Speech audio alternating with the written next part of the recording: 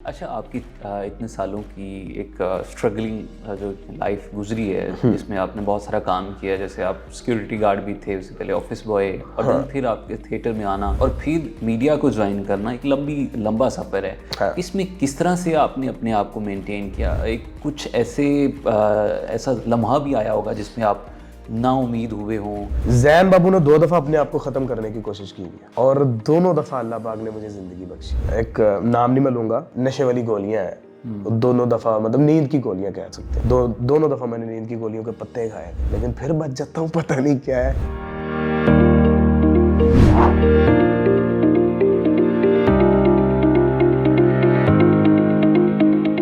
Hello अस्सलाम वालेकुम नाज़रीन, मैं डॉक्टर अमादा। उम्मीद करते हैं आप सब खैरियत से होंगे। शेयरिंग ऑफ प्रोफेशनल विजडम एक दफ़े से फिर से आपको खुशामदीद कहते हैं। एक ऐसी स्टोरी, मोटिवेशनल स्टोरी लेकर हाज़िर हुए हैं जो आप यकीनन जिसको सुनकर आप बड़ा इंस्पायर होंगे। हमारे साथ मौजूद हैं ज़ैन बाबू, जिनका जो करियर स्टार्ट होता है वो गधा गाड़ी पहले चलाते रहे और फिर उसके बाद मेट्रो स्टेशन पर एज अ सिक्योरिटी गार्ड भी की जॉब भी करते रहे, और आजकल ये उर्दू पॉइंट पे बड़ा नाम है। आप उर्दू पॉइंट की स्क्रीन्स पर उनको आप देखते हैं और आपकी चेहरों पर मुस्कुराहटें बिखेरते हैं। और थिएटर में भी इनका बड़ी 6 साल की जर्नी है, 6 साल थिएटर में इन्होंने गुजारा है। तो आइए जानते हैं इन्हीं की ज़बानी और बहुत सारी बातें। जैन साहब, बहुत शुक्रिया फॉर द टाइम। सर आज थैंक यू सो मच कि आपने इस काबिल समझा कि कासिम अली शाह फाउंडेशन जो कि बहुत बड़ा नाम है, वहाँ पर आज मुझे आपको डॉक्टर साहब इंटरव्यू देते यकीन कीजिए एक फ़ख्र महसूस हो रहा है। सर बहुत ऑनर। मैं थोड़ा सा और भी जानना चाहता हूँ, नाज़रीन हमारे जो देखने वाले हैं वो भी जानना चाहेंगे कि जैन बाबू आज उर्दू पॉइंट में हैं, उससे पहले और क्या क्या काम कर चुके हैं वो थोड़ा सा मैंने बताया, लेकिन आप अपनी ज़ुबानी थोड़ा सा खुद बता दें। जैन बाबू 2012 में ऑफिस बॉय था।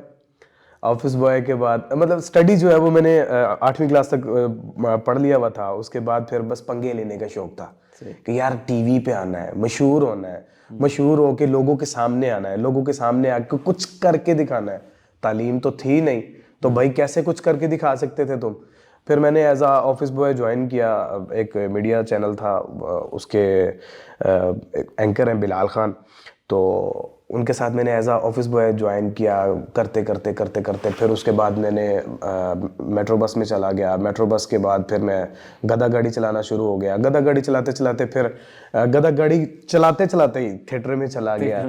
फिर थिएटर करते करते ही ज़िंदगी में एक ऐसा मोड़ आया कि उसके बाद फिर मीडिया ज्वाइन प्रॉपर कर लिया। मीडिया का आगाज़ कैसे हुआ? आगाज तो अगर कहें तो सोशल मीडिया से ही किया था, लेकिन प्रॉपर जो है वो मैंने 7 न्यूज़ से किया। 7 न्यूज़ पर मेरा प्रोग्राम चलता था, प्रैंक शो चलता था एक, जिसमें मुख्तलिफ किस्म का लोगों को तंग करना और लोगों के साथ प्रैंक करके लोगों को हंसाने की कोशिश करता था जो मेरे व्यूअर्स थे।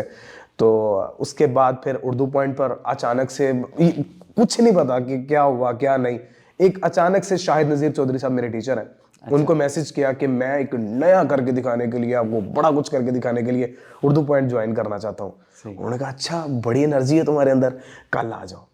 मैं ऑफिस गया, ऑफिस उन्होंने इंटरव्यू किया। इंटरव्यू के बाद उन्होंने सीवी वगैरह ली और जिशान साहब जो कि मेरे मोहसिन भी हैं और उर्दू पॉइंट के जीएम हैं, जिशान अजीज़ साहब ने मुझे कहा बेटा कर लोगे? मैं कहा जी सर कर लूँगा। जिशान अजीज़ साहब ने कहा अगर कहूँ कि आज ही प्रोग्राम करना है, तो मैं कहा सर करके ले आऊँगा। तो जिशान साहब ने शाहिद साहब को कहा कि असाइनमेंट लगा दें इसके साथ किसी कैमरामैन की, ठीक है तो ये चला जाए। तो पहला दिन अभी जाके कैमरा ओपन किया नहर पे, किनाल पे, तो नशइयों के साथ प्रोग्राम था। अभी कैमरा ओपन किया तो बारिश आ गई। बारिश आ गई, बारिश के बाद फिर वो मतलब करते कराते वहाँ पर प्रोग्राम शूट किया। पहला प्रोग्राम मेरा एक दिन में 167 के मतलब 1,67,000 लोगों ने देखा एक दिन में। उसके बाद फिर करते करते करते करते पहले मैं रेगुलर नहीं था, 10 दिन के बाद फिर रेगुलर हो गया।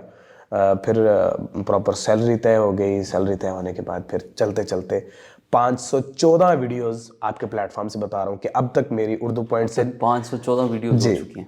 अब तक मेरी जो 514 वीडियोस उर्दू पॉइंट के प्लेटफॉर्म पर नशर हो चुकी हैं। और आपकी मोहब्बतों की वजह से, आपके प्यार की वजह से, और जितने मेरे मोहसिन हैं जैसे डॉक्टर मेडा साहब हैं, आज डॉक्टर मेडा साहब मेरा अगर इंटरव्यू कर रहे हैं तो ये भी मेरी लाइफ की एक सक्सेसफुल स्टोरी है कि मैं कल को किसी को बता सकूंगा कि यार कासिम अली शाह फाउंडेशन में भी भाई मेरा इंटरव्यू हुआ है, मैं वहां से भी होके आया हूँ।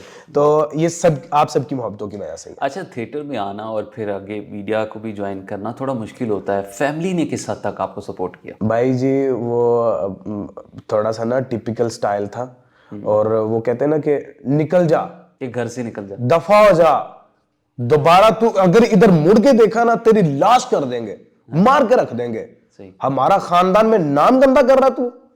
मतलब कौन सा ये तूने, मैं लफ्ज इस्तेमाल नहीं कर सकता, कौन सा तूने काम शुरू कर दिया, मतलब एक बड़ा गंदा लफ्ज है, ठीक है।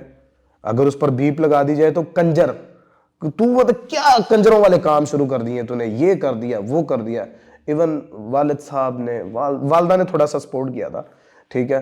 वालिद साहब ने, भाइयों ने, भाई बाहर जाते थे वापस आते थे तो वो एक ही बात करते थे कि यार अम्मी जी ਇਹਦੇ ਕੰਮ ਨੂੰ ਖਤਮ ਕਰਵਾਓ, ਬਾਹਰ ਲੋਕੀ ਸਾਨੂੰ ਕਹਿੰਦੇ ਨੇ ਕਿ ਮਤਲਬ ਕੀ ਇਹਨੇ ਇਹ ਤੁਹਾਡਾ ਭਰਾ ਹੈ, ਇਹ ਤੁਹਾਡਾ ਹੈ ਜੇ ਤੁਹਾਡਾ ਹੋਂ ਜੇ, मतलब ये सारा कुछ फेस करना पड़ा, बड़ी मार पड़ी हुई है, यकीन कीजिए बड़ी मार पड़ी हुई है। थिएटर में आपने 6 साल गुजारे, थिएटर से कितना पैसा मिलता था, कितना पैसा कमा लेते थे? मेरा ख्याल है उर्दू पॉइंट की एक सैलरी एक साइड पे और थिएटर की टोटल जर्नी एक साइड पे, इतने पैसे मिलते थे मुझे। मतलब 1500 रुपया पर वीक का मिलता था मुझे। मतलब एक हफ्ता काम करता था, दिन मतलब रात को जाता था 8 बजे और 2 बजे वापस आ रहा हूँ, 3 बजे वापस आ रहा हूँ, अगर रात को रिहर्सल है तो 4 भी बज जाते थे।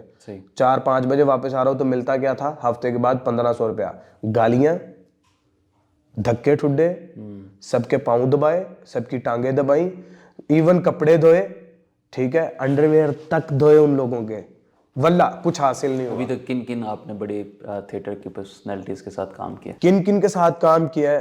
ऑलमोस्ट तकरीबन अल्हम्दुलिल्लाह सभी के साथ काम किया हुआ है, लेकिन he is a most famous personality and my favourite personality Naseem Vicky साहब। उनके साथ काम किया नहीं बल्कि उन्होंने सिखाया, उन्होंने यकीन कीजिए एक बाप की हैसियत से उन्होंने इस तरीके से, मेरा ख्याल अगर उनका सगा बेटा भी उनके साथ काम कर रहा होता तो इतनी मोहब्बत ना देते जितनी मोहब्बत के साथ उन्होंने काम करवाया, अच्छे से अच्छे रोल करवाए और उन्होंने मुतारफ़ करवाया बकायदा कि यार ये बच्चा भी है।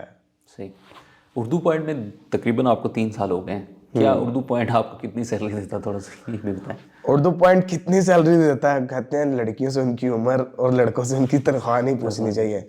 इकाई, फिगर में बता। दहाई, सैकड़ा, हजार, 10,000, लाख, इतना बता सकता हूँ कि 6 फिगर है। 6 फिगर है, ठीक है। थोड़ा सा ये बताएं कि रिपोर्टिंग करते हुए ज़ाहिर बात है जब आप फील्ड में जाते हैं बहुत सारे मसाइल भी फेस करने पड़ते हैं, कोई ऐसा वाकया आप सुनाना चाहें? ज़ाहिर बात मसाइल तो हैं, कोई यादगार लम्हा आप शेयर करना चाहें? डॉक्टर साहब आप भी एक जगह का मैं नाम पता नहीं लेना बनता है कि नहीं, पॉलिटिकल पार्टी की? हाँ किसी पॉलिटिकल पार्टी, आप भी वहाँ पर तब मौजूद थे और हम लोग भी वहाँ पर मौजूद थे, तो वहाँ पर डंडे भी खाए हुए हैं, वहाँ पर मार भी खाई हुई है। और एक ऐसा लाइव था, वो मेरा ज़िंदगी का लाइव था जो मैं फर्स्ट ऐसा बंदा था मैं जो मेन पे मैं खेल रहा था, बाकी मीडिया चैनल्स जितने भी थे वो तब सो रहे थे। अच्छा, ठीक है। खान साहब, इमरान खान साहब की गिरफ्तारी के लिए रिहाइशगाह पर आए थे, पुलिस रिहाइशगाह पर आई थी। जब आपने देखा होगा कि उनके घर का दरवाज़ा भी तोड़ा और सारा कुछ, तो तब मैं वहाँ पर मौजूद था, तब लाइव दिखाया था सारा कुछ। तो वो लाइव जो है वो मेरी ज़िंदगी का एक ऐसा लाइव कह सकते हैं कि एक होता ना चैट जो पिन कर दी जाती है, वो लाइव मैंने अपनी ज़िंदगी में पिन किया हुआ है, वो मेरे लिए बड़ा अच्छा साबित हुआ था। और उस लाइव में बड़ी मार भी खाई थी। ऐसी ऐसी मुश्किलात भी आती हैं बाज़ दफ़ा, तो अगर आप किसी से टाइम ले लें, ठीक है, जैसे अभी मैंने आपको मजाकन एक बात की, मैंने कहा डॉक्टर साहब आप 2 मिनट लेट हैं, आपने मुझे 11:30 का टाइम दिया हुआ था, तो आप 32 मिनट पर एंटर हो। आपके साथ 2 मिनट बाद मुलाकात? 2 मिनट बाद मुलाकात हुई, तो मैंने मजाकन आपको कहा डॉक्टर साहब आप 2 मिनट लेट आ गए हैं, ठीक है।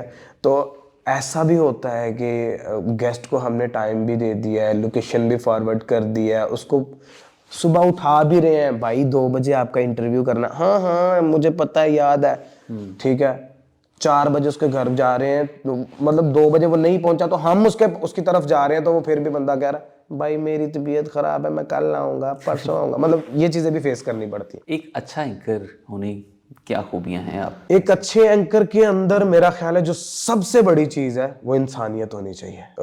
उसके अलावा मेरा ख्याल है सारी चीजें ऑटोमेटिकली आ जाती हैं। एक अच्छे एंकर के अंदर इंसानियत होनी चाहिए और वो लोगों को जज करना आना चाहिए उसको कि यार कौन इस टाइम जो है वो मुश्किल में है, कौन इस टाइम जो है वो शुगल में है, कौन इस टाइम किस हालत में है। मैं आपको डॉक्टर साहब एक चीज बताता हूँ, हर किसी के मुंह में जाके माइक दे देना, फिट नहीं करना। माइक दे देना, हर किसी के मुंह में जाके माइक दे देना, ये जर्नलिज्म नहीं है, सही। ये सहाफत नहीं है, ठीक है। और ये ना ही कुछ ऐसा या एक छोटी सी चीज बताए ना, आपने मुझे ऑनर के साथ बुलाया, इज्जत के साथ इंटरव्यू कर रहे हैं, मेरे साथ बातें कर रहे हैं, मैं जवाब दे रहा हूं आपको, ऑटोमेटिकली जवाब दे रहा हूं सारी बातों के। आप मुझे थोड़ा सा टॉर्चर करके इंटरव्यू कर सकते हैं आप मेरा? गालियां खाएंगे या मैं अगर कर रहा हूं तो मैं गालियां खाऊंगा। किसी को टॉर्चर नहीं करना चाहिए, ब्लैकमेल नहीं करना चाहिए, पैसा नहीं लेना चाहिए। आप अपनी कलम को, अपने ज़मीर को, अपने फन को जब चंद सिक्कों की खातिर, चंद रुपयों की खातिर सेल करते हैं ना, तो तब मेरा ख्याल है कि आपका जनाजा निकल चुका होता है। तो मेरा ख्याल है सबसे जो बेहतर चीज़ है वो अच्छा इंसान होना चाहिए। अच्छे इंसान के अंदर सारी खूबियां होती हैं। तो एक जो अच्छा एंकर है, अच्छा सहाफ़ी है, अच्छा कंटेंट क्रिएटर है, वो इंसान होना चाहिए। और खुदारा आज कासिम अली शाह फाउंडेशन के थ्रू आपको एक बात, सिर्फ उन यूट्यूबर्स को, उन सहाफ़ियों को हाथ जोड़कर एक बात कहना चाहूँगा कि यार चंद डॉलर्स के लिए अपना ज़मीर ना बेचें। इतने गंदे थंबनेल्स लगाते हैं ना ऐसे। डॉक्टर साहब, यकीन कीजिए कि आप अपने फैमिली के साथ, आज उन लोगों के लिए सवाल छोड़ के जा रहा हूं जो लोग ऐसे ऐसे काम करते हैं, क्या वो अपनी फैमिलीज के साथ बैठ के वो कंटेंट देखते होंगे? मतलब आप, मैं अल्फाज ही नहीं यूज कर सकता, मतलब क्योंकि ये भी बेटियों ने भी देखना है, बहनों ने भी देखना है, माओ ने भी देखना है, तो मैं वो अल्फाज ही नहीं यूज कर सकता जो वो लोग सरेआम लिख के थंबनेल पे लगा देते हैं। लो जी, मतलब किसके लिए?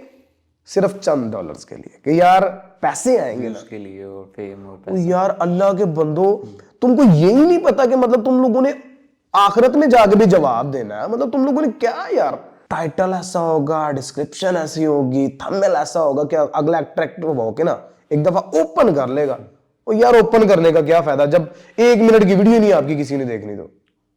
तो खुदारा यार ऐसे काम ना किया करें, अपना जमीर मत बेचें।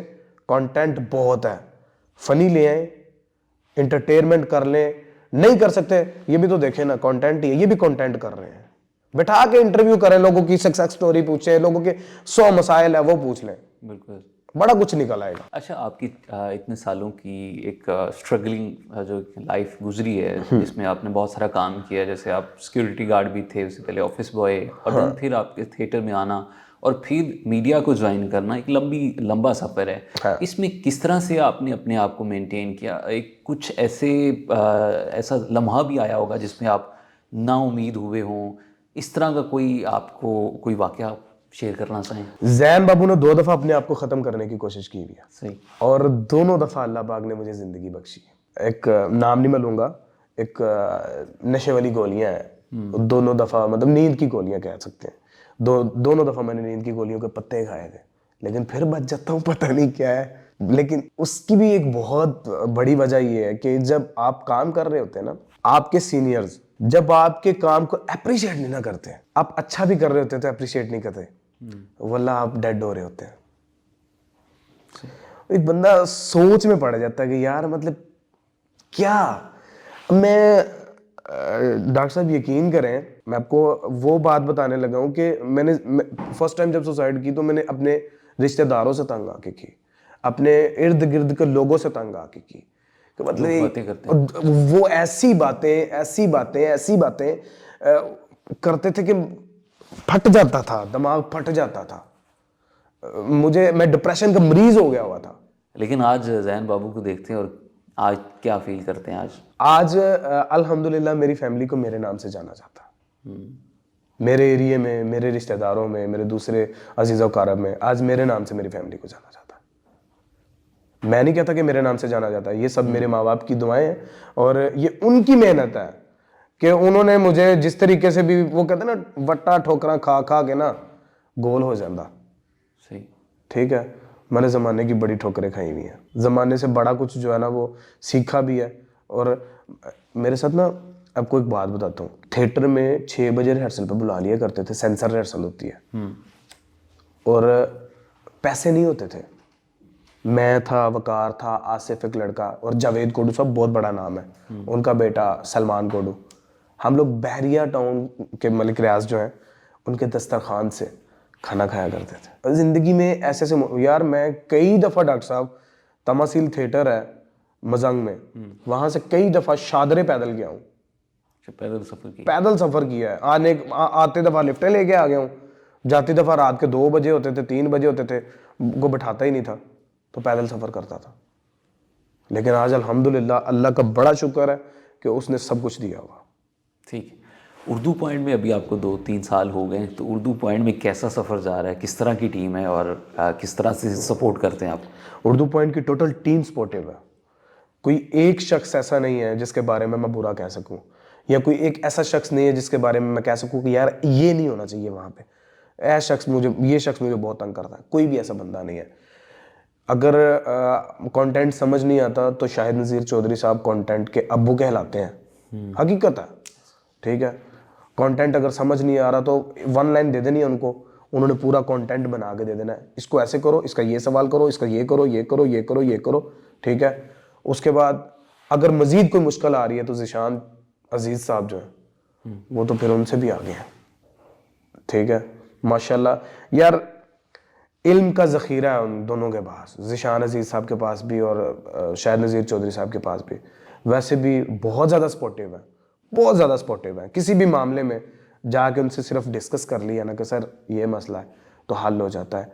मेरा ख्याल है उर्दू पॉइंट पर मैं तीसरा साल है, और तीसरे साल अभी तक तो कोई मुश्किल पेश नहीं आई, और अल्हम्दुलिल्लाह उम्मीद है कि आगे भी कोई मुश्किल पेश नहीं आएगी, क्योंकि उर्दू पॉइंट के जो मालिक है ना, अली चौधरी साहब, वो अगर उनको फरिश्ता कह दो तो काम नहीं है। वो यार बड़े भोले भाले से और बड़े सीधे टाइप आदमी है, और इंतहाई शरीफ आदमी है। कुछ समझ नहीं ना आ रहा, मीटिंग में भी क्या यार, एक मालिक है ना, उसको काम चाहिए। ठीक है, 2 दफ़ा देखेगा, तीसरी दफ़ा देखेगा, चौथी दफ़ा ठुड्डा मार के कहेगा यार बाहर हो यार, क्या तुम मतलब मेरे अदारे को नुकसान पहुंचा रहे हो। अली चौधरी साहब को मैं एक चीज़ देखी है मैंने, वो कोई जिस तरीके से भी चल रहा है ना, उन्होंने अपने पोलाइटली तरीके से बस यार काम करो, बस यार काम करो। देखो, आप लोगों के अंदर जो पोटेंशियल है ना, वो बहुत ज़्यादा है। अगर उसको बाहर निकालोगे ना तो आप लोगों का नाम भी बनेगा, इदारा भी अच्छा चलेगा, तो काम करो बस।